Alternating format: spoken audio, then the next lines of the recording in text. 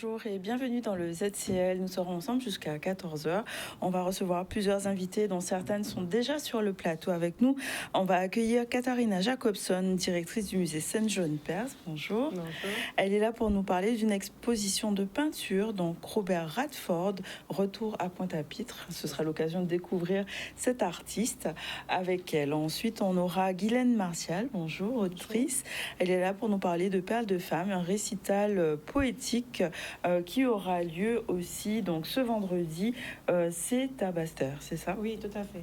Ensuite, on aura Nathalie Jacobi-Coali, notre chroniqueuse du ZCL, est là pour nous parler de la liquidation du régime matrimonial. Il sera aussi question des journées européennes des métiers d'art avec parure de fibres et notamment Yolande Eliezer, fondatrice et présidente de l'association Guadeloupe United. Ensuite, on va recevoir Nathalie Dorville, secrétaire du CIPN, qui sera là pour nous parler d'une conférence, Le poids des mots, donc une conférence qui aura lieu le 10 à Gourbert. Ensuite, on aura Johan Carlos Vrien, qui sera là pour nous parler du marché agricole, artisanal et culturel qui va se dérouler sur la commune de Petit Canal. Voilà pour nos invités. Au niveau des informations de l'actualité, on parlera des 11 joueurs de golf guadeloupéens qui sont en route pour la Martinique pour une compétition qualificative au championnat de France. Il sera aussi question de musique avec l'artiste Kérosène qui annonce un spectacle pour le 2 mai prochain au Palais des Sports. Donc un spectacle grandiose à venir. Ensuite, les ambulanciers privés sont en grève. Ils dénoncent une réforme pour donner plus de pouvoir. Et donc, cette réforme suscite des polémiques. Et puis, le préfet de Guadeloupe qui était en visite à Sainte-Anne pour échanger sur les projets de la commune. On va commencer par le premier sujet, notamment ces jeunes golfeurs qui partent en Martinique. Une belle dynamique sportive qui est portée par notre jeunesse. 11 jeunes golfeurs ont pris la direction de la Martinique pour participer à cette compétition importante, une épreuve qui va compter dans le championnat de France, une expérience à la fois sportive et humaine qui leur permet de se confronter à d'autres talents. On voit un reportage de Solène Fèvre. Nous partons pour la Martinique, au championnat des Antilles jeunes. Donc, épreuve qui va se jouer le 10 et le 11 prochain. Donc, nous partons 2 jours avant pour préparer en fait les jeunes à leur compétition. Donc c'est aussi une épreuve qui compte pour les qualifications pour le championnat de France. Donc, il y a 2 places en jeu, d'accord, pour les différentes catégories. Donc ça va être très disputé. Et nous, ce qu'on souhaite, c'est que la Guadeloupe revienne avec les 2 places qui sont en jeu pour représenter les Antilles au championnat de France en juillet prochain dans l'Hexagone. Le golf, je l'ai commencé très tôt. J'ai commencé à l'âge de 3 ans. C'est mon père qui m'avait inscrit. Au début, j'y allais plutôt comme un loisir. Et petit à petit, j'ai commencé à faire de plus en plus de compétitions. Aujourd'hui, j'ai 15 ans. Et j'aime beaucoup le fait de pouvoir se concentrer dans ce sport. Il faut être intelligent, ne pas jouer juste pour jouer comme ça. C'est pas un jeu de rapidité, c'est vraiment un jeu de concentration. Avoir de la technique, être rigoureux et voilà. Tu fais du golf depuis combien de temps et pourquoi tu as choisi ce sport? Parce que je voulais l'essayer un peu. Donc je l'ai commencé depuis que j'avais 7 ans. Et voilà, on se retrouve ici. On va en Martinique pour jouer contre la Martinique, pour gagner. Pour gagner, c'est ton premier voyage, toi, ta première compétition? Oui. Et comment tu te sens? Dans ta tête, dans ton corps, est-ce que tu sens que tu es prête? Oui. Un peu stressée, mais oui, ça va. Là, ils sont préparés, donc là tout a été fait. Maintenant, d'accord, c'est reconnaître le parcours, simplement, d'accord, prendre ses marques, mettre en place une stratégie, et puis surtout prendre du plaisir, et puis voilà, quoi, et faire de son mieux. Je me sens prêt, c'est aussi un peu moi la première fois que je vais dans une compétition avec comme ça une équipe. Donc j'ai hâte de pouvoir jouer, de pouvoir regarder le terrain, parce que c'est un nouveau terrain que j'ai jamais joué. Apparemment, il y a pas mal de choses qui sont plutôt compliquées. Ça va être plutôt bien. Donc Ça va te challenger du coup. voilà, ça va me challenger et je suis prêt pour jouer.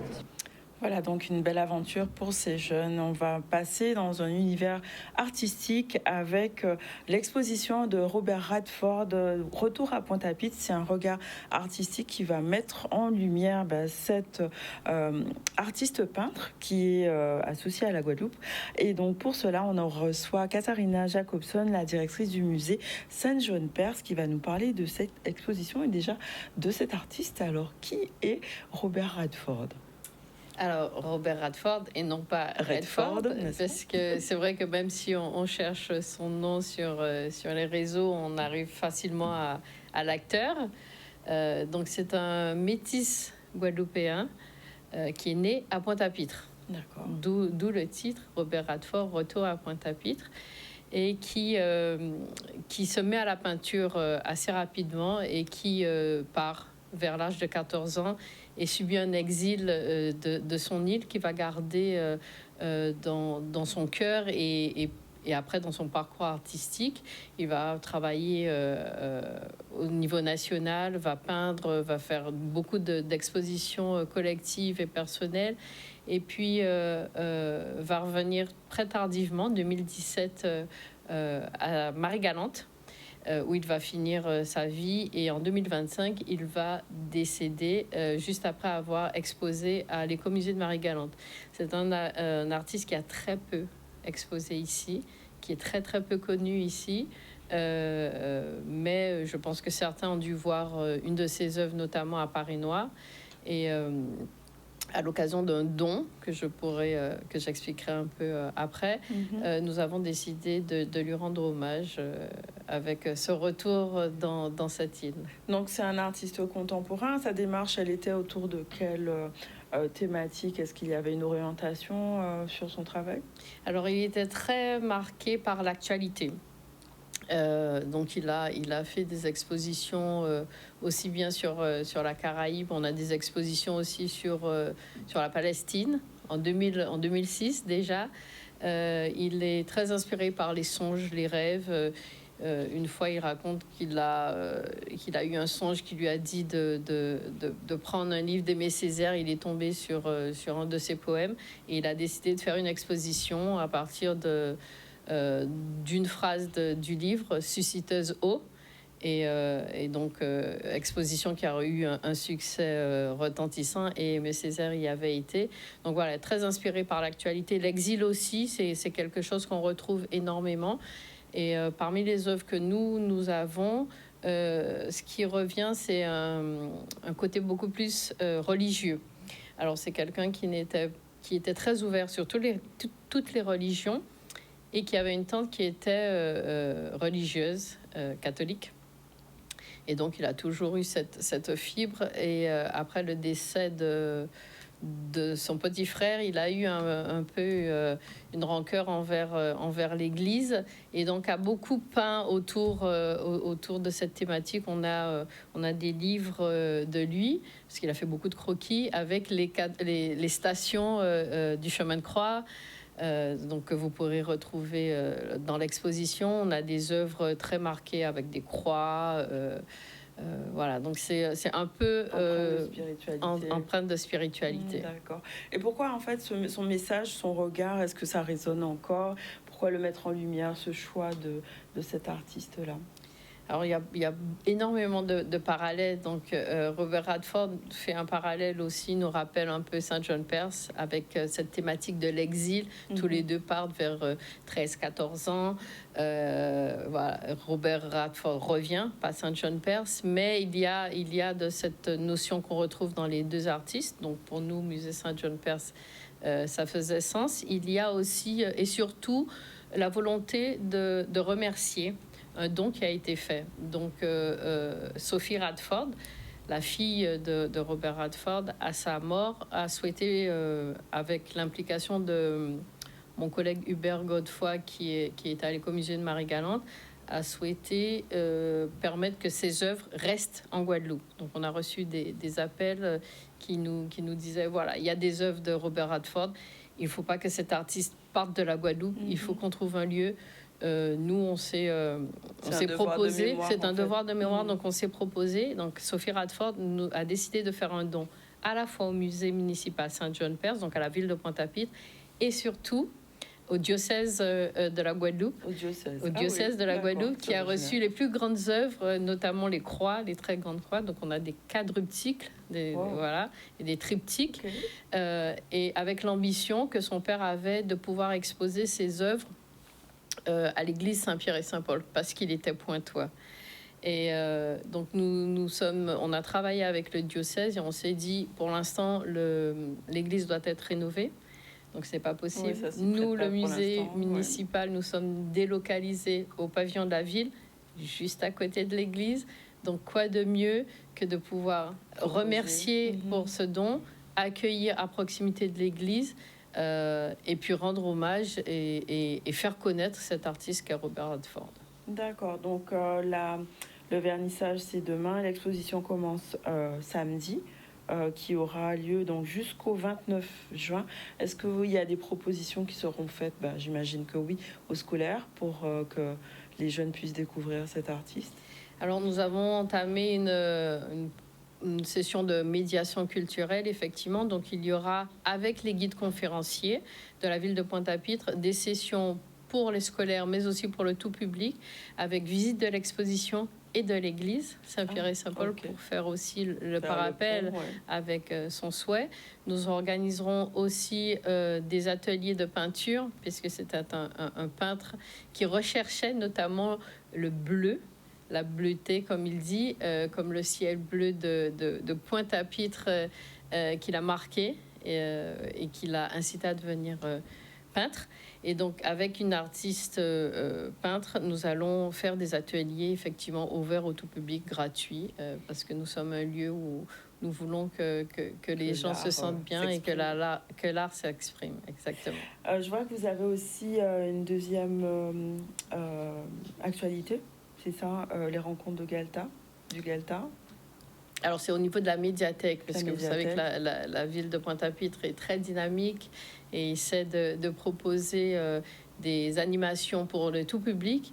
Et nous avons effectivement, comme de façon très régulière, des présentations au Galta où les gens se réunissent et des acteurs et des auteurs viennent présenter leurs ouvrages. Et échanger avec le tout public. Donc de Michel Gargard, c'est ça, La jupe de son fils. Et donc ça, ce sera le 24 avril. C'est, j'imagine, ouvert à tout le monde. C'est ouvert à tout le monde, à la médiathèque Achille-René Boisneuf de Pointe-à-Pitre. Ok, très bien. Donc, nouvelle exposition à ne pas rater donc au pavillon de la ville, c'est ça? C'est ça. Donc je profite pour remercier donc Sophie Radford pour son don. Le diocèse de la Guadeloupe qui nous prête les objets qu'ils ont reçus et le conseil départemental aussi avec l'écomusée et le Musard qui nous accompagnent en nous prêtant aussi d'autres œuvres. Donc nous avons essayé de réunir toutes les œuvres que nous connaissions qui étaient sur le territoire de la Guadeloupe pour ce retour à Pointe-à-Pitre de cet artiste qui n'est pas Radford, mais bien Radford. Robert Radford. Merci pour cet éclairage et pour cet échange. Donc, une exposition à découvrir à partir de samedi pour nourrir l'esprit, le regard et la réflexion sur l'exil aussi, mais pas que. Mais pas que. Merci beaucoup, Katharina Jacobson. On va enchaîner avec Guylaine Martial, notre autrice. Elle est là pour nous parler de Perles de femmes, donc, et notamment d'un récital qui aura lieu vendredi, 19h. C'est à Basse-Terre. Donc, pour les Bassériens, ce ne sont pas lésés, mais c'est surtout rester dans l'univers des femmes. C'est une œuvre collective, donc un espace d'expression où les femmes peuvent échanger, parler de leur récit, de leur vécu, de leurs émotions, de leurs expériences. Et on peut resituer peut-être l'ouvrage Perles de femmes. D'où est née cette idée? Alors, Perles de femmes vit d'une histoire qui a commencé en fin 2020. avec la période Covid ou encouragée par mon grand frère Jocelyn, qui est président de l'Association des jeunes de Saint-Félix. Et après avoir participé à des concours, donc j'ai voulu moi aussi me lancer dans le concours d'écriture de poésie. Et je fais de belles rencontres, de très belles rencontres, parce qu'il y a de très belles personnes en Guadeloupe. Il y a du monde, il y a des artistes, il y a du monde qui écrit. Et jusqu'à ce que certaines participent au concours de poésie, notamment Sadji Tramis, Sandra Bélier-Étienne, Marie-Colette Garnier et Carole Seva. Et ensuite, Élodie Pakiri. Et quand j'ai voulu écrire cet ouvrage, ne voulant pas le faire seul, puisque j'aime bien le nous, en fait. Mon jeu me permet d'aller vers le nous. Eh bien, il a été évident que je fasse appel à elle et tout on dit oui. Et c'est ainsi que naît Perles de femmes. Et demain, à la Maison du patrimoine à Basse-Terre, à partir de 19h, ce sera une causerie récita poétique. D'accord. Oui, une causerie récita poétique, comme ça le dit. Le terme, on soit dit beaucoup de choses. Mais donc, alors, le thème, c'est la solitude. La solitude, oui. d'accord. Alors, c'est contrainte. Oui, ou évidence. Ou évidence. Oui, parce que nous pouvons être des solitaires, c'est ainsi. Ensuite, des événements, la vie pousse à faire le choix d'être solitaire. Et ça peut aussi être une contrainte. On l'aime, mais c'est contraignant. Il y a des souffrances. Alors, avec poésie, avec les mots du public qui va se déplacer, nous allons discuter de cela. Alors, nous serons donc les membres de Perles de femmes, les femmes de Perles de femmes, et nous serons accompagnés par Marilyn Averne, qui est une éducatrice spécialisée, qui est aussi autrice aux éditions Nègre-Marron, comme nous. D'accord. Donc, c'est un moment où vous allez libérer la parole, où Exactement. on va pouvoir parler peut-être de guérison. C'est aussi l'écriture, c'est une forme de guérison quelque part aussi. Oui. Alors, pour cette fois, nous resterons sur la définition de la solitude et ensuite sur le fait, est-ce que c'est souffrance ou est-ce que c'est bonheur? Et je pense qu'il y aura tellement à dire, puisque c'est un thème qui me semble concerne... Qui touche tout le monde, ah oui, c'est un thème qui concerne tout le monde, surtout dans les temps individuels que nous vivons, individualistes que nous vivons. Donc, je pense que peut-être une prochaine fois, nous irons vers les solutions, quoique nous aurons quand même à parler de lecture qui est aussi un médicament. D'accord. Voilà. Est-ce que je vois qu'il y a un passage qui a été souligné sur cet ouvrage? Est-ce qu'on peut avoir un extrait du livre? Bien sûr, avec plaisir. Alors, nous avons donc été 5 à écrire dans ce thème-là. Certains ont écrit 2 poèmes. Alors, moi, j'ai écrit « Elle ». Là où il appelle. L'appelle, oui, même dans sa robe dentelle mariée, talons hauts, bien styliste modéliste qualifié de mère fière d'une élégance indigente non poida, bradé son tailleur à trop engoncé. Là où il appelle, non, lui du tout, ce son n'entend pas, sa surdité est-elle aveugle sans lunettes foncées, bien voyant sa dulcinée passionnément partir, s'éclipser comme de lune, reviendra là où il appelle. Et demain, donc, ceux qui seront présents pourront avoir la suite.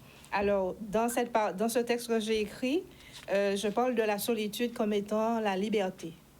Mais ce n'est peut-être pas le cas pour d'autres. Oui, bien sûr. C'est une perception de la solitude. Tout à fait. Et ça peut l'être. Frontièrement, la solitude peut être un espace de liberté, mais surtout de prendre la parole, j'imagine, c'est vraiment un acte profondément de libération. Oui. Parce que nous avons présenté le livre dans ces premiers temps et maintenant, nous continuons à le faire vivre avec des soirées à thème. Et il ne faut pas oublier, donc, demain, c'est le vendredi 10. Nous sommes à la Maison du patrimoine, mais vendredi prochain, le 17, il y a aussi la fête de la poésie. La fête de la poésie sur le thème gourmandise. Oui. Ça donne envie déjà. Voilà. Alors, où est-ce que ça va se passer? Alors, ce sera donc au local de la JSF à Saint-Félix-Gauzier à partir de 19h, où là encore, eh ben, les mots vont contrer des mots, d'artistes. Il y aura aussi donc, des poètes, donc la liste est là. Plein de poètes. La liste est longue. Oui. Ernest Pépin, ah oui, il y a du monde. Quand même. Oui, Michel René, Raymond Pousset, enfin, Alexandre Ronis. On ne pourra pas tous les citer parce que, comme je le disais, depuis fin 2020, j'ai rencontré du monde. Et ce sera donc une sorte de rétrospective de la poésie à la de ce que j'ai fait à la JSF jusqu'à la parution de Perles de femmes. Alors, je suis désolée, on ne peut pas mettre en scène tous ceux que j'ai rencontrés parce qu'il y a des centaines. J'imagine. Mais donc, certains seront là et d'autres qui voudront donc, nous acclamer et participer avec nous seront les bienvenus le vendredi 17. Donc, il y aura, j'imagine, bon, des déclamations de poésie, oui. Mais je vois musique, chant et danse, ça veut dire que c'est une soirée complète. C'est ça. Donc, c'est pour ça qu'on l'appelle un spectacle. Ce sera un spectacle poétique avec chant, musique et danse, puisque il y aura Camode, le groupe de danse de la JSF, qui sera présent. Alors, bon, pour réserver, c'est une soirée qui est ouverte à tous. Une soirée ouverte à tous. C'est gratuit, c'est donc si nous revenons, l'entrée est libre pour aller à Basse-Terre, à la Maison du Patrimoine, demain à 19h. Et pour la JSF, il y aura une petite somme modique en réservant. Il y aura en réservant donc de 10 €. Et pour cela, un numéro de téléphone pour plus d'informations, parce qu'il y aura un lien de paiement, 06 90 72 60 79. Super. Voilà. Mais le plus important, c'est que nous allons passer un moment mémorable. Un moment important pour celles et ceux qui veulent parler avec les mots, des mots qui touchent. Donc, un moment de sensibilité et de partage qui est important. Tout à fait. Surtout à notre période. Oui. Alors, on rappelle, on a dit Robert Radford à partir de samedi, entrée libre, donc pavillon de la ville.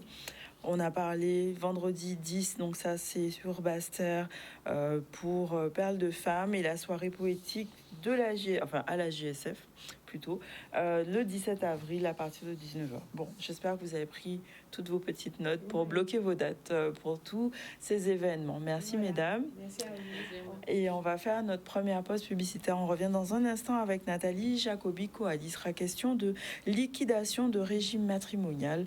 On parlera de ça aussi avec elle. À tout à l'heure.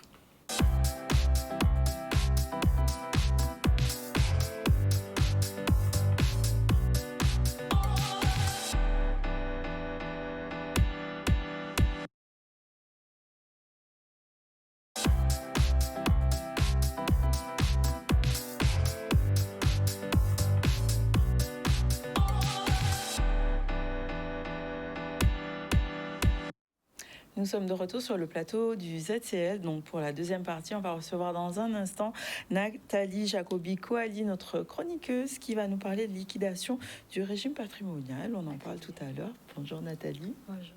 On va revenir sur l'actualité et parler du rendez-vous culturel qui ne sera pas à rater dans les prochaines semaines. L'artiste Kérosène prépare un spectacle très attendu le 2 mai prochain au Palais des Sports, un événement qui promet de rassembler un public large avec un univers artistique très fort entre musique, performance et énergie scénique. On en parle avec Nicolas Hachi.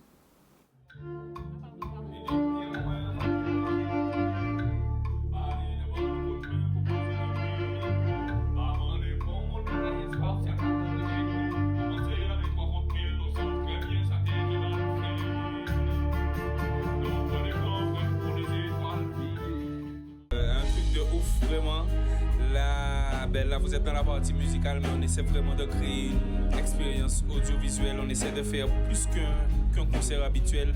On aura des décors de ouf, une scénographie vraiment travaillée. On essaie de pousser le travail, de toucher l'excellence. Il y a une expérience et une expression guadeloupéenne qui dit bon comme ça, on fait tout sauf l'œil bon comme ça. On pousse vraiment le truc au maximum, en tout cas de notre point de vue. De tout ce qu'on sait faire, on va vraiment faire tout ce qu'on sait faire. On ne va pas se contenter de faire le minimum. C'est un show, on essaie de créer un moment dans la vie des gens. On essaie de créer quelque chose dont ils vont se rappeler dans 10, dans 20 ans. On essaie de créer quelque chose dont ils vont parler à leurs enfants. Beaucoup, mais encore une fois, tout ça, c'est vraiment dans le but de créer un souvenir, un moment inoubliable. Ouais, il y aura plein de surprises, et musicales, et comme je te disais, scénographiques, et tout, surprises en toutes sauces. Un kérosène meilleur. Ouais, un kérosène meilleur.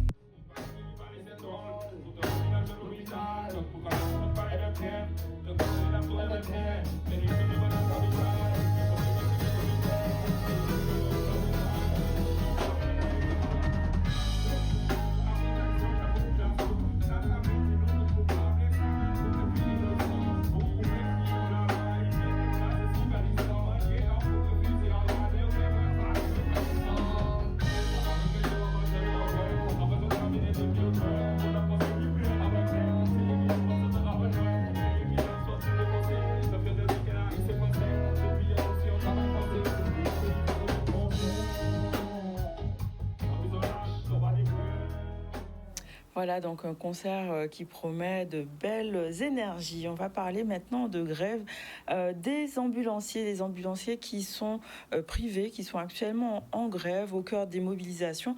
Une réforme qui est contestée par ces professionnels.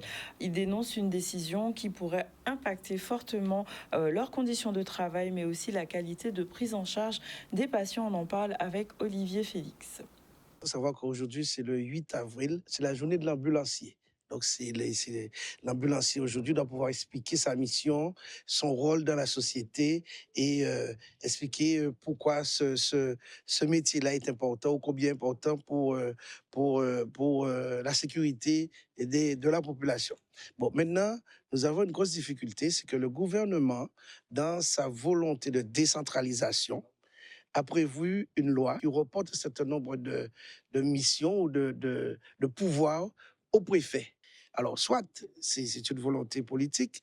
Maintenant, nous, en tant que professionnels de santé, nous avons un problème avec ça. Parce que dans cette loi, il y a un dispositif qui prévoit un comité territorial des services d'urgence. Ça veut dire quoi? Ça veut dire que ça remet en cause la convention tripartite que nous avons entre le SAMU, le SDIS, les pompiers et nous-mêmes. Donc, aujourd'hui, la question est posée, comment nous allons fonctionner?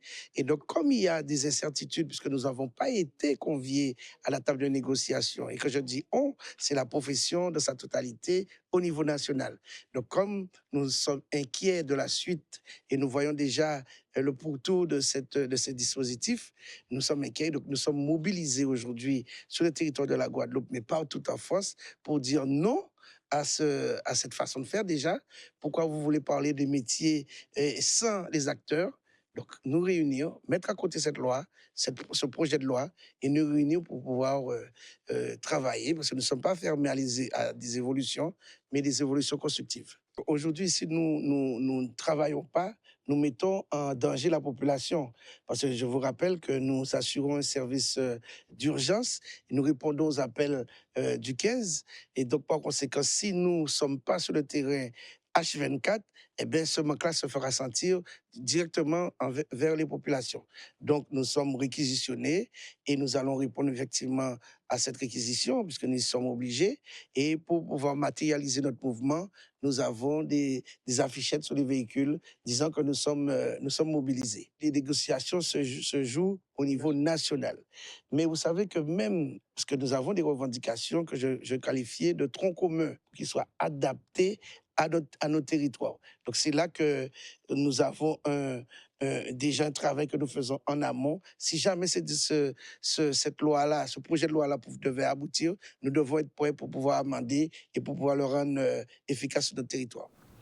Voilà, donc une grève qui va susciter des réflexions et voilà, des tensions peut-être au niveau local. On va rester sur un sujet un peu juridique aussi, qui concerne notamment de nombreux couples, la liquidation de régime matrimonial qui est une étape complexe. On en parle avec Nathalie. On lance le générique, on revient de suite.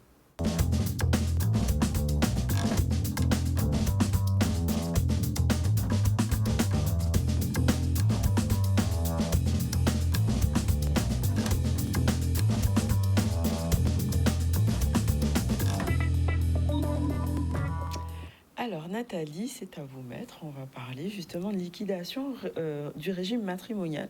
En quoi cela consiste?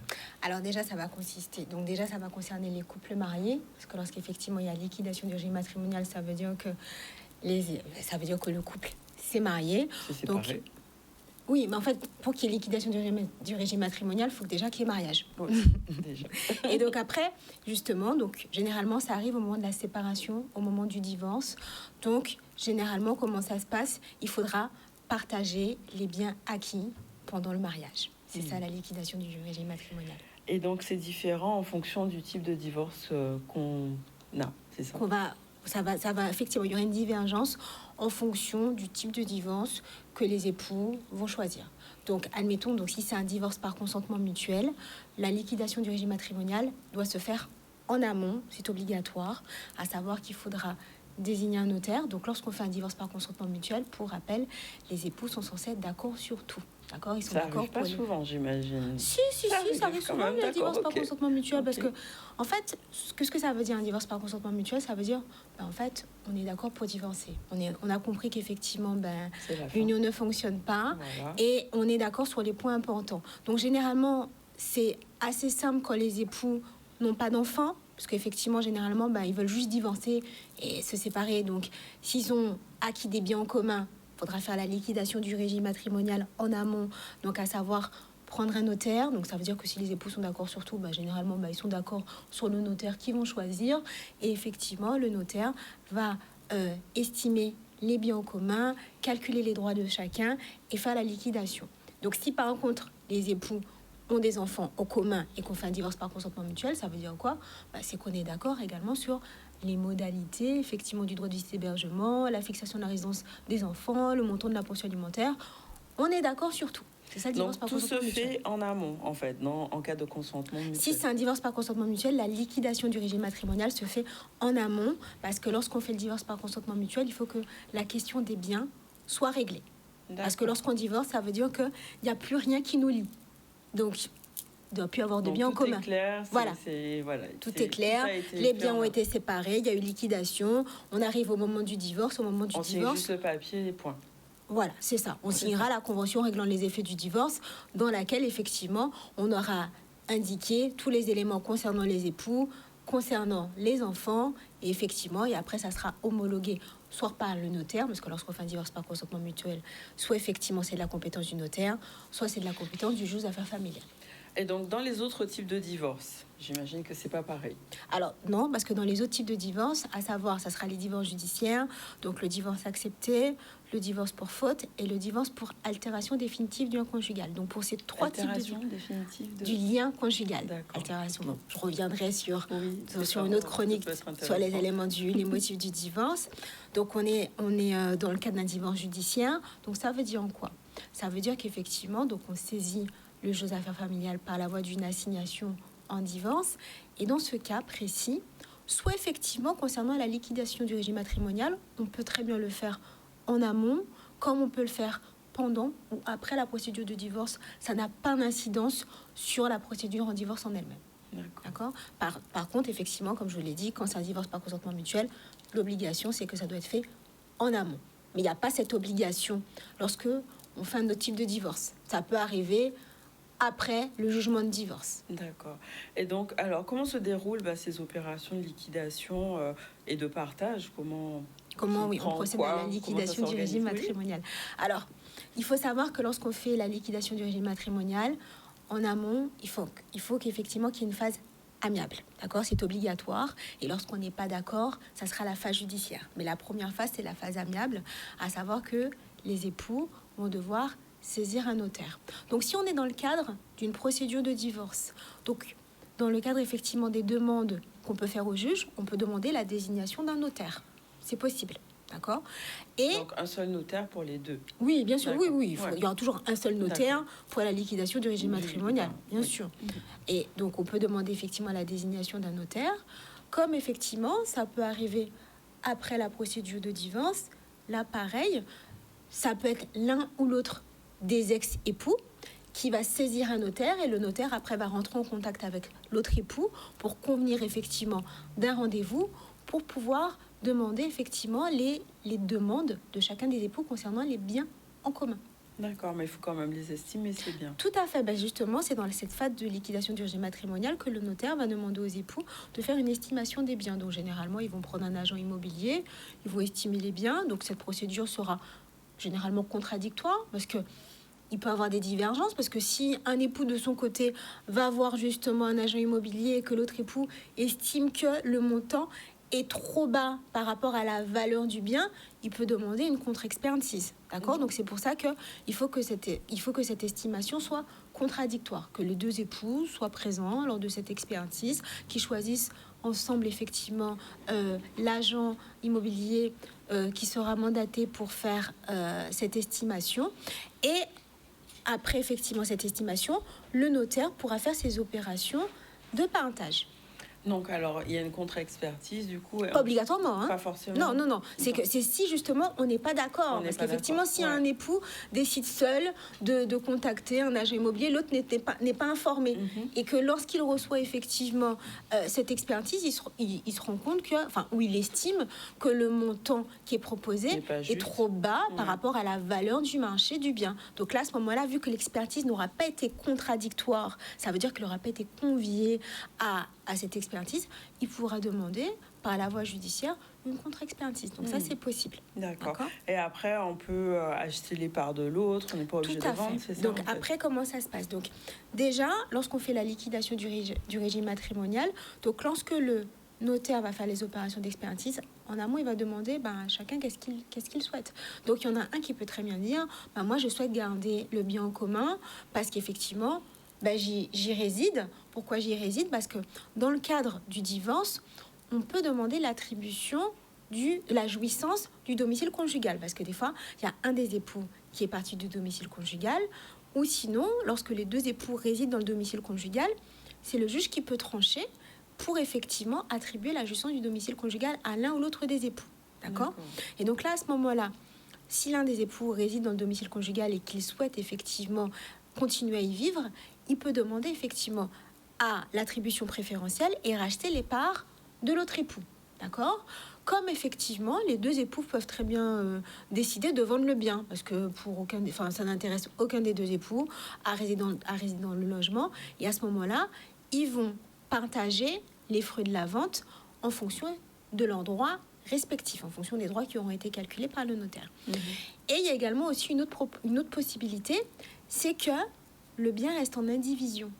C'est-à-dire que les époux peuvent très bien décider qu'ils ne souhaitent pas, dans un premier temps, faire un partage des biens, l'acheter, le revendre à l'autre. Ils souhaitent que pour le moment, ça reste un statu quo, c'est-à-dire que le bien reste pour le moment en indivision, parce que lorsqu'on divorce, le bien n'est plus commun, il devient en indivision, et que pendant un délai de 5 ans, parce qu'effectivement, ils devront signer devant le notaire une convention d'indivision, le délai maximum de cette convention est de 5 ans, mais peut être renouvelable, et pendant 5 ans, c'est-à-dire que on ne peut pas le vendre, le bien reste en indivision. Donc ça, c'est possible. Alors, quand il est en indivision, est-ce qu'on peut en profiter quand même? Je veux dire, est-ce qu'on peut le louer lorsqu'il reste en indivision, c'est-à-dire que généralement, ça peut être dans le cas de figure où, admettons, il y a un des époux qui peut,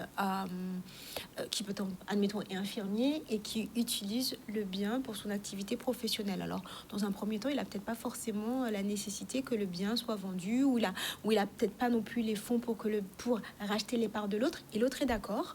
Donc, on va décider de le laisser en indivision, ou aussi des fois lorsque les enfants sont mineurs et qu'on souhaiterait par la suite faire une donation aux enfants, alors on décide que pour le moment le bien il reste en indivision. Donc ça veut dire quoi? Ça veut dire que les deux époux doivent continuer à payer ensemble les charges relatives au bien. Donc par exemple, s'il y a toujours un crédit en cours, vu que le bien est en indivision et qu'il faisait moitié-moitié, il faut qu'il continue à le payer. Est-ce que l'un des époux ou des ex-époux des ex-époux du coup peut habiter dans le logement? Oui, c'est possible. D'accord. Tout à fait. Même en indivision? Même en indivision, oui, un des époux peut continuer à rester dans le logement, oui. D'accord. Donc après, lorsque généralement... Il n'y a pas d'attribution préférentielle parce dans qu'en ce fait, cas-là, lorsque généralement le bien il est en indivision, les deux époux sont d'accord, parce qu'en fait, ils ont signé ensemble une convention d'indivision. Donc ça veut dire que ça convient aux deux époux, et ça arrive aussi que le bien, on décide de le maintenir en indivision, parce que peut-être que le bien, on l'a acheté, ça fait pas très longtemps, et que les époux se disent que si ils le revendent, ils vont être perdants. au regard de la valeur du marché. Des fois, ils préfèrent attendre un petit peu avant effectivement de revendre le bien pour ne pas être perdant. Donc, des fois, il y a différentes raisons qui peuvent effectivement pousser les époux à, dans un premier temps, à rester en indivision pendant un délai au moins de 5 ans avant de procéder à la liquidation du régime matrimonial ou de vendre le bien. D'accord.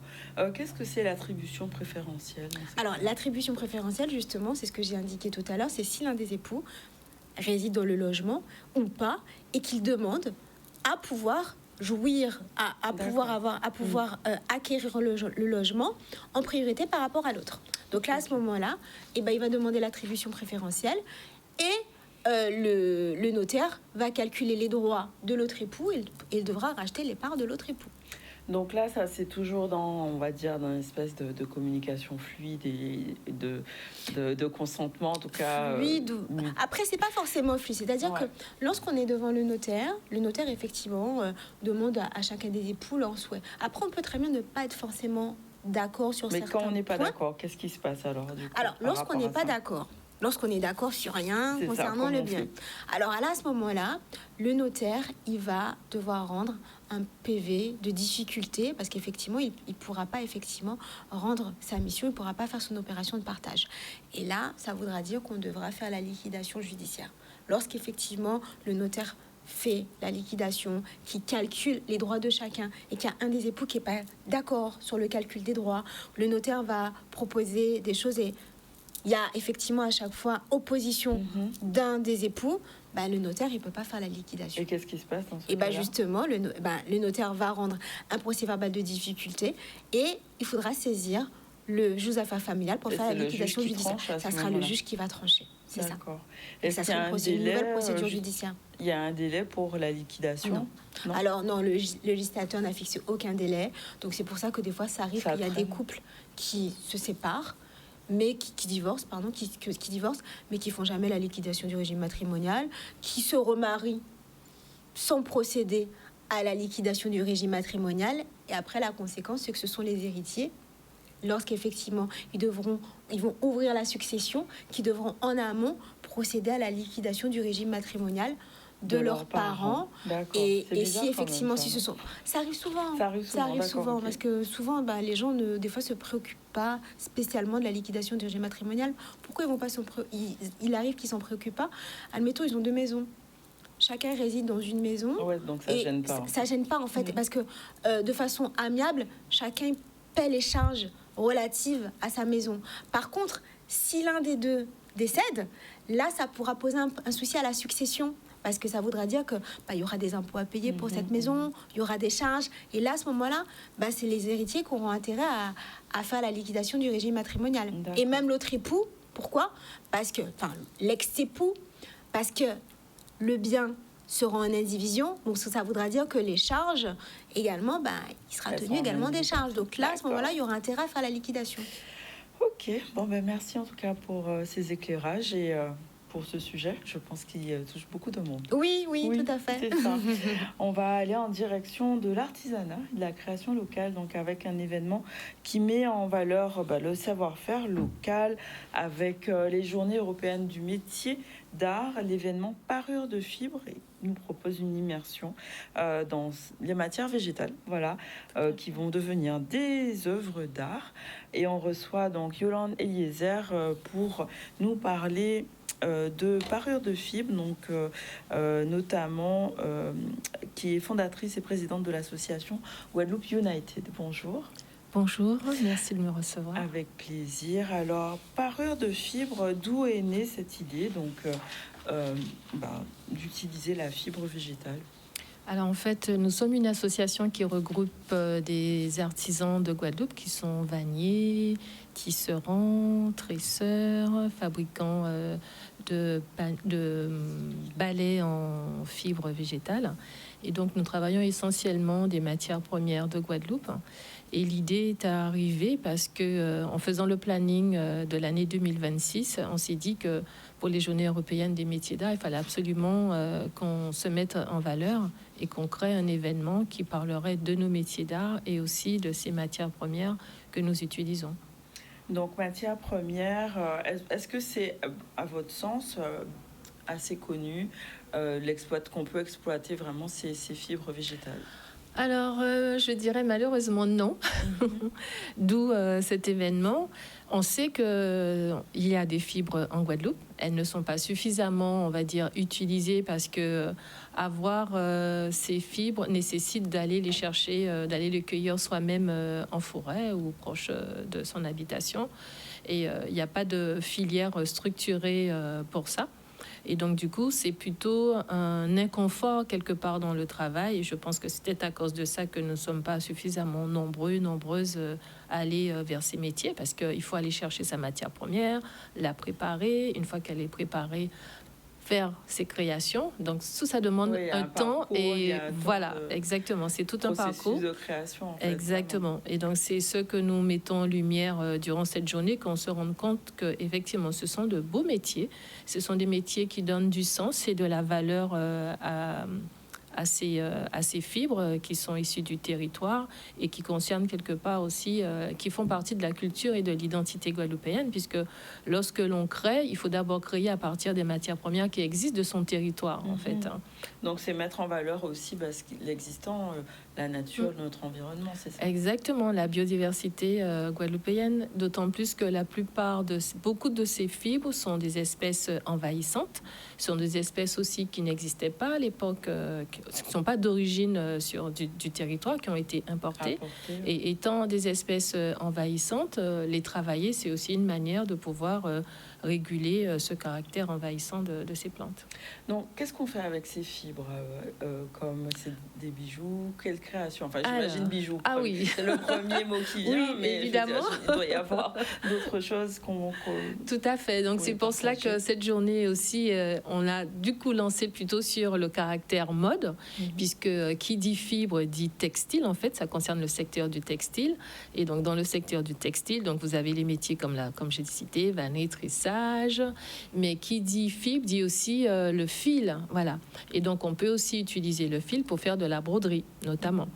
Et donc du fil en fibre par exemple. En fil de la banane, par exemple. Oui, le fil de la banane, on peut broder avec. Et notamment durant l'atelier broderie, on va expérimenter ces fibres et voir tout ce qu'on peut faire avec. S'amuser avec. C'est plus que de l'agro-transformation. Là, on est passé à un autre niveau. Là, oui, tout à fait. Exactement. Là, c'est vrai que dans le processus, on voit depuis l'amont comment on extrait. On va voir comment on extrait les fibres de ces plantes. On voit le résultat, on voit la création, et les ateliers vont permettre au public de pouvoir toucher ces fibres, voilà, et s'amuser avec, créer des choses avec. Et en même temps, ça permet de voir que dans notre métier, il y a tout un processus, il y a des gestes, puisque les métiers d'art, les journées européennes des métiers d'art, c'est une journée ce sont des journées qui ont été créées pour valoriser les artisans, le travail manuel, donc le travail de la main. Et qui dit travail de la main dit aussi technique, dit aussi geste. Voilà. D'accord. Et donc, alors, ça sera ce samedi, donc au jardin du pavillon de la ville, un événement qui va permettre au public de toucher du doigt, découvrir les créations. Qu'est-ce qui va se passer exactement durant cette journée? Le matin, et surtout consacré aux démonstrations à partir de 9h. Donc, les gens vont venir assister à ces démonstrations. Donc, il y aura la démonstration avec le pétiole du palmier, comment on extrait la fibre de la banane, la noix de coco, la langue de belle-mère, le pandanus. Ce sont les principaux. Mais il y a aussi la jacinthe d'eau, il y a aussi le tifa, mais... Voilà, ça fait quand même pas mal. Ouais, clairement. J'étais en train de me dire, je connais presque pas. Presque, bon, voilà. Okay. Non, mais venez, comme ça, vous allez les découvrir. Pour mon éducation personnelle. Oui. Exactement. Et donc, l'après-midi, il y aura ce sont les fameux ateliers « Je fais, je comprends ». Donc, pour vraiment plus comprendre nos métiers, en fait. Les artisans vont un peu expliquer leurs gestes, comment ils font. Et après, à la suite de cela, le public peut s'amuser à créer. Et le soir, à partir de 18h30, il y a ce défilé. Le défilé parure en cœur à l'ouvrage, parure en mouvement. Donc, c'est un défilé qu'on a fait. On a allié, puisqu'on est dans le secteur du textile, donc on a allié le tissu coton avec la création des bijoux. on n'avait pas suffisamment de temps pour pouvoir faire les vêtements avec, mais notre teinturière, Claudia Beaumont-Licaron, a donc a utilisé nos plantes tinctoriales pour pouvoir faire de la coloration végétale avec du tissu en coton. Et donc, ces tissus vont défiler avec les parures, bijoux que vont créer les artisans. Accessoires aussi, sac à main, éventail. Non, ça va être vraiment très joli puisque on va voir l'alliance des fibres et l'alliance de la coloration des teintures faites avec des plantes d'ici, chose qui n'est, on va dire, qui ne s'est pratiquement jamais fait en fait en Guadeloupe. On connaît énormément. Inédit, voilà, c'est très innovant, c'est vraiment exclusif. Et ça, c'est vraiment ouvert à tout le monde. Oui, à partir de 18h30. 18h30 le défilé, voilà, mais l'événement toute la journée de 9h jusqu'à la fin. Si on veut rester jusqu'à la fin, c'est fort possible. Donc grand comme petit, parce que oui, bien sûr. Voilà, mais j'imagine non, pour les mais enfants par exemple, aussi. au contraire, parce que vous savez, non, c'est vrai, les enfants peuvent participer parce que les enfants effectivement peuvent s'amuser aussi avec les fibres à faire. En fait, les ateliers ne vont pas durer très longtemps et ils sont sous forme un peu ludique. Et donc un enfant peut participer, même des adolescents peuvent participer aux ateliers. Et l'idée vraiment, en fait, c'est vraiment de voir que avec les matières locales qui sont sur le territoire, on peut vraiment créer de très belles choses. Voilà. Et donc là, cette édition était sur la mode. Mais avec ces fibres, on peut aussi créer des objets. Et parmi nous, ceux qui créent des objets vont pouvoir aussi... en tout cas, il y aurait une exposition. Voilà, on a une exposition, un corner shop pour exposer les autres créations. Mais il y a aussi un parcours... il y a aussi une petite exposition pédagogique sur justement les espèces envahissantes pour expliquer au public qu'est-ce que c'est qu'une espèce envahissante, comment on préserve la biodiversité, etc., etc. Super, j'allais oublier, 11h30, le petit causé avec Félix Lurel sur les fibres. Non, pas 11h30, 13h. 13h. Voilà. De toute façon, comme on sera là toute la journée, on va tout suivre.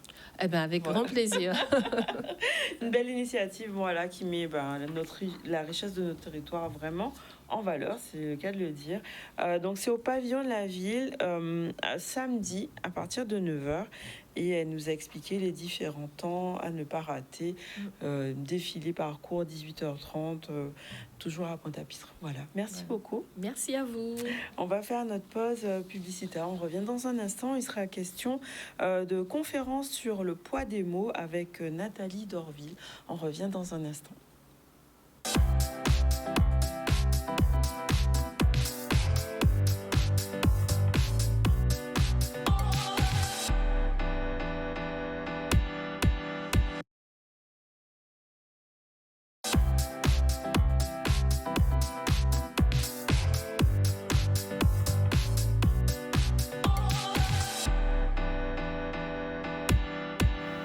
Voilà, de retour sur le plateau du ZCL. On va accueillir dans un instant Nathalie Dorville, secrétaire du CIPN. Elle est là pour nous parler d'une conférence qui aura lieu sur Basse-Terre, Gourbert pour être précise. Donc demain à partir de 18h au CGOSH de Gourbert de Rivière-Sens. Le poids des mots. Bonjour. Bonjour. Bonjour à tous les spectateurs. Bonjour à vous. Et on va recevoir après Monsieur Johan Carlos Vriens qui est là pour nous parler du marché agricole, artisanal et culturel qui aura lieu à Petit Canal vendredi aussi. Avec l'association Alentou Canal. Bonjour. Bonjour à vous, bonjour à Petit Canal et à la Guadeloupe. À la Guadeloupe, merci beaucoup. On revient dans un instant avec vous. On va terminer l'actualité et parler du préfet qui a pu faire une visite sur Sainte-Anne pour parler notamment des projets de la ville. C'était l'occasion de parler de développement du territoire avec l'aménagement, dynamisme local et des perspectives d'avenir pour la ville. Une visite qui s'inscrit dans une volonté de dialogue entre l'État et les collectivités. On en parle avec Lucien Nébor et Thierry Vadimon. C'est important le soutien de l'État. Nous avons mis en place ces projets depuis les durées de 2 à 3 ans. Et donc, l'accompagnement de l'État est important pour nous. Aussi pour les collectivités majeures, le conseil régional, le conseil départemental et bien évidemment les fonds de concours de la CARL. C'est important pour nous. Pour une première visite, qu'ils découvrent le territoire avec ces projets. Donc nous sommes satisfaits de cette rencontre. Un préfet comme moi, on a besoin de se nourrir des besoins du terrain. On a besoin d'écouter et puis apporter des réponses aux problèmes qui sont posés. J'ai rencontré ce matin des élus qui avaient plein de projets, des équipes administratives qui avaient bien travaillé les projets, qui nous ont présentés, que l'on parle de sécurité avec la vidéoprotection, que l'on parle de développement économique avec un camping qui va se créer à Bois-Jolan. Enfin, différents sujets qui montrent que la commune est active et c'est ça qui est intéressant. La sécurité, c'est important. Pourquoi ? Parce que cette année, cette saison touristique, nous avons connu, je dirais, des dérapages, des vols à l'arraché. Et donc, Sainte-Anne, ville balnéaire, ville touristique, nous devons nous impliquer. Et nous avons mis en place un dossier et qui sera traité par l'État avec un financement. Et d'ailleurs, je suis ravi d'avoir un accompagnement de l'État à pratiquement 50%, 20% département, 20% la région, évidemment les 10% qui appartient au niveau de la ville de Sainte-Anne. Donc, c'est un outil qui sera important pour nous. L'État est là pour accompagner les territoires. Je le dis souvent, nous ne sommes pas là pour faire, mais pour accompagner. Et pour accompagner, c'est mettre à disposition de la commune des moyens financiers. Ça a été rappelé d'ailleurs, sur un certain nombre de projets, nous sommes des très gros financeurs, et c'est normal et c'est bien, à travers nos différents outils financiers. Et nous sommes là aussi pour accompagner en ingénierie. Ça a été soulevé sur la vidéoprotection, puisque j'ai eu une demande de pouvoir accompagner la mise en œuvre des caméras. Mais sur les sargasses, c'est un autre exemple qu'on a abordé ce matin. L'État est là aussi pour accompagner en ingénierie les communes, parce qu'on sait que ce sujet est compliqué, complexe, et que souvent les communes se sentent un peu désarmées. Donc c'est notre façon de faire, accompagner les territoires financièrement, en ingénierie, et puis aussi d'ailleurs accessoirement, mais ça n'a pas été l'objet de ce matin, en application des règles. Voilà donc des projets pour Sainte-Anne. On va parler sans transition du poids des mots avec une réflexion qui est orchestrée par cette conférence organisée par le CIPN. Et donc on reçoit Madame Dorville Nathalie, secrétaire, pour nous en parler. Conférence qui aura lieu demain, donc à Basse-Terre, à Gourbert. Pourquoi les mots ont un poids ? Les mots ont un poids en termes de sémantique. Oui. Et demain soir, nous invitons les Guadeloupéens à réfléchir sur la sémantique du terme esclave. D'accord. Pour cela, nous invitons les téléspectateurs, pendant un certain moment, d'avoir un peu de recul sur la manière dont s'organise le monde et se poser la question. Qui nous permet d'appeler nos ancêtres esclaves? Qui? À un moment donné, il faut comprendre que nous habitons dans un système, et un système où il y a des impérialismes et il y a des peuples qui les subissent. Les peuples qu'on appelle esclaves ne sont pas des esclaves. Nous ne naissons pas esclaves. Nous sommes mères, nous sommes pères, nous sommes enfants, nous sommes grand-mères, la grand-mère de nos arrière-grand-mères, et nous traversons les terres pour arriver jusqu'à la terre du Kama. Le CIPN, le Comité international des peuples noirs, travaille beaucoup sur la manière dont on représente nos ancêtres. Nous avons mis en place dès 1992, à la création de notre organisation, et bien avant 2001, la loi Taubira, nous avions mis en place les 3 R. La reconnaissance du crime contre l'humanité, qui a été reconnue donc 10 ans après à peu près. La réparation, nous en parlons beaucoup cette année, et la réconciliation. Et puis 30 ans après, nous sommes partis sur la terre de Kama et nous nous sommes rendus compte qu'il faut quand même une reconnexion avec le lieu d'où l'on vient.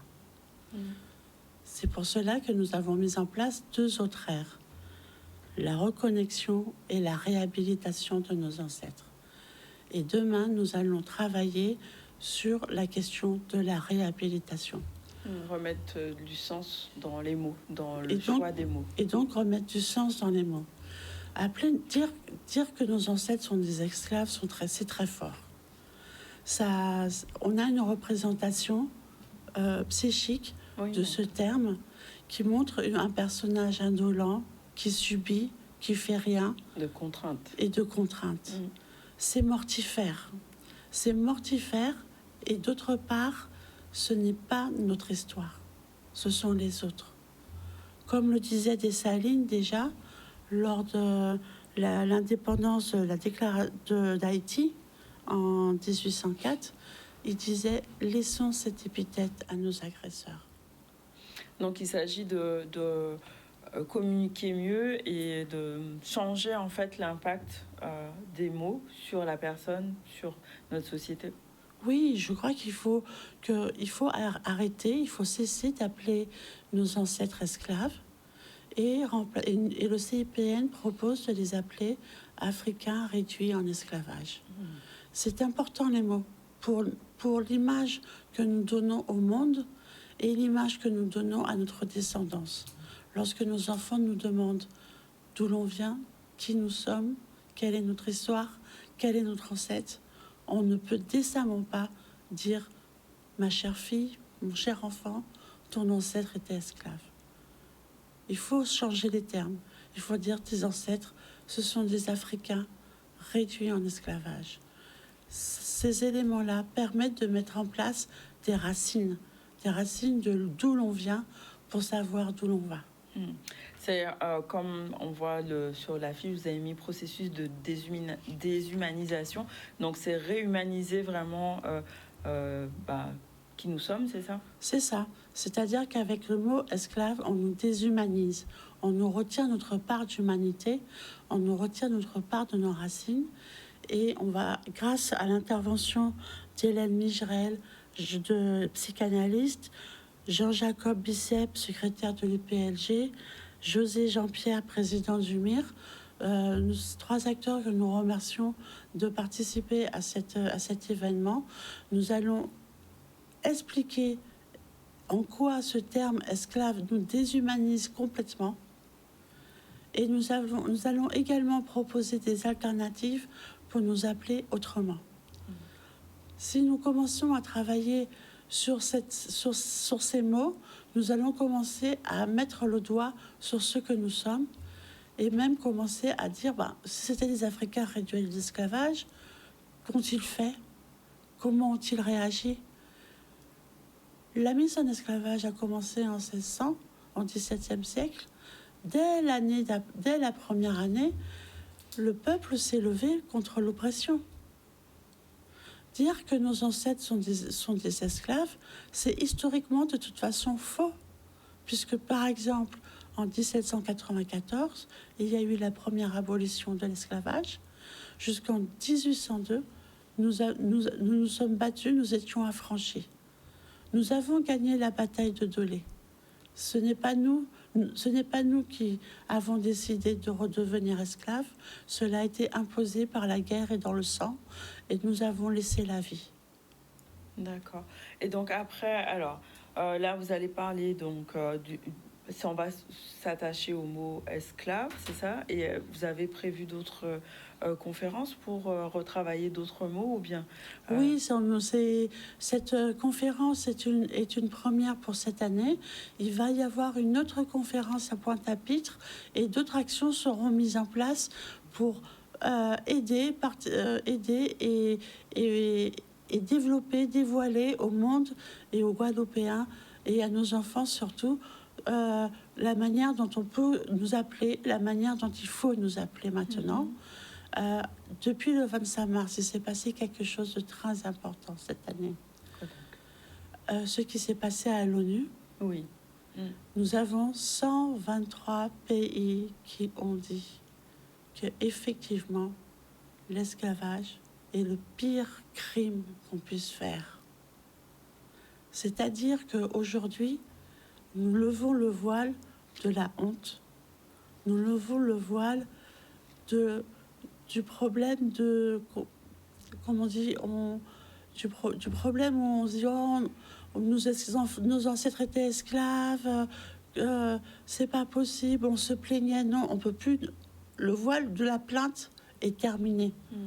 La reconnaissance, de la réhabilitation. Ça va dans le sens de la réhabilitation. Le voile, c'est même de l'auto-réparation maintenant. Le voile est levé et maintenant nous pouvons être fiers de ce que nous avons fait. Nous pouvons être fiers de dire Oui, nous étions africains. Nous avons été réduits en esclavage et nous avons combattu contre l'oppression pour que cela se termine. D'accord. Alors, cette conférence a lieu demain, c'est ça, à 18h, c'est ouvert à tout le monde? Oui, la conférence a lieu à 18h à Rivière-Sens, à Corbert, au CGOSH. C'est au niveau de la marina. Oui. Et c'est gratuit. C'est gratuit. C'est gratuit et ouvert à tous. Donc c'est une façon de prendre conscience, et c'est essentiel de cet impact sur notre quotidien et notre personne. Donc rendez-vous demain, 18h, pour cette première série de conférences. Oui, c'est la première série. Nous nous reverrons pour les autres. Nous vous tiendrons informés. Avec grand plaisir. Merci beaucoup. On va accueillir maintenant Johan Carlos Vriens, donc pour le marché Alentou Canal, donc marché agricole, artisanal et culturel qui est organisé par l'association qui met en avant des producteurs, des artisans, des créateurs, et ça aura lieu demain à partir de 14h. Petit Canal, où ça exactement? Alors, ça va se passer à la Maison de la Paysannerie et de l'Agriculture. C'est en face du stade, au niveau du parking. Il y a un grand parking devant le stade. Beaucoup de gens ne la voient pas, mais il y a une Maison de l'Agriculture devant. Donc, c'est une manière justement de la remettre en avant à Petit Canal parce qu'elle est bien là. D'accord. La particularité de ce marché, c'est quoi par rapport aux autres? Alors, la particularité du marché, alors je ne parlerai pas par rapport aux autres, parce que nous, on a notre concept, on ne parlera pas d'autres personnes. Quel est le vôtre alors? Qui est le nôtre? C'est mettre en avant déjà les agriculteurs, parce qu'il faut savoir que le Nord Grande Terre, globalement, c'est énormément d'agriculteurs. Mon père en est un déjà, et je suis fier de le dire. Beaucoup d'artisans, énormément d'artisans qui font beaucoup de choses avec leurs mains, qui ne sont pas assez mis en avant. Et bien évidemment, des associations culturelles, hein, parce que la culture, c'est important. Moi-même, je suis dans des associations culturelles indiennes et même le Gurkha, j'aime ça. Donc, tous ces gens-là, ils ne sont pas assez mis en avant. Et j'ai même des petites anecdotes qui font un peu mal, que j'ai vécues, parce qu'il faut savoir que moi, j'ai vécu pas mal de temps en métropole. Et à la Foire de Paris, j'ai rencontré des artisans qui étaient à côté de chez moi, que je ne connaissais pas, et que même les gens de mon entourage ne connaissaient pas. Donc, il n'y a pas assez d'échanges déjà, c'est ça en fait? C'est ça, c'est pas normal qu'on ait besoin d'aller en métropole pour les connaître alors qu'ils sont à côté de chez nous. Donc notre association, elle tend à faire ce genre de choses, à les mettre en lumière. Donc c'est un sujet sensible justement aussi par rapport aux produits locaux qu'on peut mettre en avant, puisqu'on en parlait tout à l'heure de fibres, on peut faire tellement de choses avec l'artisanat, c'est une façon d'apporter à la fois du lien social, j'imagine, mais surtout de mettre en avant une économie qui est locale. Bien sûr, l'économie, non seulement par ses exposants, mais pas seulement par les exposants, parce que par cet événement, comme on a l'habitude quand on était jeune, on allait à la messe, on allait dans les trucs, il y avait des petits marchands de gâteaux, des petits trucs comme ça, et ça leur permet de vivre aussi, parce qu'il n'y a pas que les exposants que ça pourrait mettre en avant, eux aussi dans la commune, il y a des petits marchands de bouquets, ce genre de choses, eux aussi ça leur permet de vendre un peu plus. Donc c'est quelque chose qui va être récurrent tous les vendredis ou comment ça va se passer après? Alors pour le moment, comme le lancement c'est demain à 14h, le 10 avril, alors ce marché-là a pour but d'être très régulier. Donc on va commencer d'abord par le faire le premier vendredi du mois et le dernier vendredi du mois, pour plusieurs raisons très cohérentes. C'est-à-dire qu'on sait comment ça se passe en Guadeloupe, la vie chère, les fonctionnaires touchent à la fin du mois. Dans le privé, ils touchent au début du mois. Donc, c'est un peu plus simple pour eux de pouvoir consommer local. Donc, après, par contre, quand ça aura pris un élan considérable, on va essayer de le faire tous les vendredis. Donc, l'idée, c'est que tout le monde aille à Petit Canal, c'est ça? Alors, tout le monde, j'aimerais bien. Ce serait bien. Mais oui, c'est l'idée. D'accord, je vois qu'il y aura des animations aussi, des jeux, bars, grillades sur place. Donc on peut vraiment passer un moment en famille, c'est ça? Alors le but c'est ça. Alors le vendredi, pourquoi le vendredi? Parce que le vendredi, après l'école en général, on n'a pas souvent envie de faire à manger. Donc c'est une alternative. On passe sur le marché, on fait ses petites courses pour le week-end, pour faire le petit repas du dimanche. Comme on sait, c'est culturel, le dimanche, c'est le gros repas. Et puis, pour demain, il y aura des petites activités telles qu'un de nos partenaires qui passeront avec des cavaliers pour que les enfants aient une petite approche avec les chevaux, les caresses, des petites choses comme ça. Et des petites choses encore, mais vous découvrirez tout ça sur place. faut venir sur place. C'est ça, on ne peut pas tout vous dire. Ah ben non, c'est clair. Donc on a dit parking du stade, maison des agriculteurs. La maison des agriculteurs de la paysannerie, du coup, bon, alors, vous en faites peut-être pas partie, mais c'est une volonté de la mettre en avant. Qu'est-ce qui s'y passe en fait dans cette maison? Il y a des échanges ou comment ça se passe? Alors la maison de la paysannerie, je ne suis pas le mieux placé pour en discuter. Alors il se faisait déjà un marché auparavant qui a cessé pour X raisons diverses que je ne saurais pas mettre en avant. Mais c'est un lieu qui est très très bien mis en valeur pourtant par la municipalité qui a fait un gros travail là-dessus. Donc il est là, il faut s'en servir. Alors, la municipalité nous offre cet espace et on le mettra à contribution pour... C'est permettre de consommer aussi local et de mettre en avant ce qui existe sur le territoire. Donc, 14h, 20h, différentes animations, 50 exposants locaux quand même. Il y a un peu plus de 50 quand même. Il y a plus que 50. Oui, il y a vraiment plus que ça. Et il faut savoir qu'on a dû gérer les afflux parce qu'on aurait pu dépasser les 100 exposants. Sauf qu'après, c'est une gestion. Tout ça, ça devient une gestion. Mais on espère que par la suite, sans exposants, ce sera quelque chose de récurrent. Oui, ce sera normal. Oui, on espère en tout cas. Bah oui, en plus, ce sera tous les vendredis après. Donc, c'est ce que je vous souhaite. En tout cas, merci pour cette initiative qui fait vivre aussi le Nord Grand Terre, puisque voilà, c'est important de faire une dynamique sur tout le territoire. Merci pour tout ça. On va conclure notre émission. Aujourd'hui, on a reçu plusieurs invités. Katharina Jacobson, la directrice du musée Saint-Jean-de-Perse, nous a proposé l'exposition Robert Redford, donc, qui aura lieu à partir de samedi. C'est au pavillon de la ville, vernissage demain, et surtout une occasion de découvrir cet artiste. Ensuite, on a eu avec Guylaine Martial l'occasion de parler du récital poétique qui aura lieu vendredi aussi, donc sur Basse-Terre. Basse-Terre a le vent en poupe. C'est l'occasion aussi d'aller à cette soirée poétique, la gourmandise. Donc ça, ce sera sur la JSF de Gosier. On a aussi parlé de liquidation du régime patrimonial avec Nathalie Jacobico-Coali.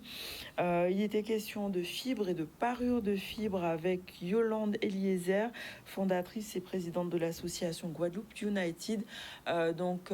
Ce samedi, Parure de Fibres prend place sur Pointe-à-Pitre, l'occasion de découvrir les fibres avec différents ateliers, un défilé couture à partir de 18h. Ça aussi, c'est sur Pointe-à-Pitre. On vient de voir avec Nathalie Dorville la conférence Le poids des mots. Donc ça, c'est Gourbert à partir de 18h demain. Donc pour vraiment parler de l'esclave à l'ancêtre africain réduit en esclavage, donc un processus de réhabilitation par les mots qui est important. Et on vient de terminer avec Johan Carlos Vriens pour ce marché agricole, artisanal et culturel qui aura lieu à Petit Canal, donc à partir de 14h sur la maison des agriculteurs et de la paysannerie, donc parking du stade. Voilà pour nos invités. Au niveau de l'actualité, on a parlé des jeunes golfeurs qui sont partis en compétition pour la Martinique pour gagner, comme disait la petite, une épreuve qui compte pour le championnat de France. On a aussi vu les coulisses de préparation du concert de Kérosène, donc pour le 2 mai au Palais des Sports du Gosier. Il était question de grève aussi avec ces ambulanciers qui sont en grève, qui sont contre cette loi. Ils en parlent justement avec cette modification des lois de pouvoir. Et on est allé sur Sainte-Anne pour parler des projets de la ville avec le préfet qui a rencontré le maire et les collectivités du conseil municipal. Voilà pour aujourd'hui. À la technique, on était avec Jordan aujourd'hui et je vous souhaite un bon appétit. Si vous n'avez pas encore mangé, on se retrouve bientôt pour une nouvelle émission. Prenez soin de vous et attention sur la route. Merci.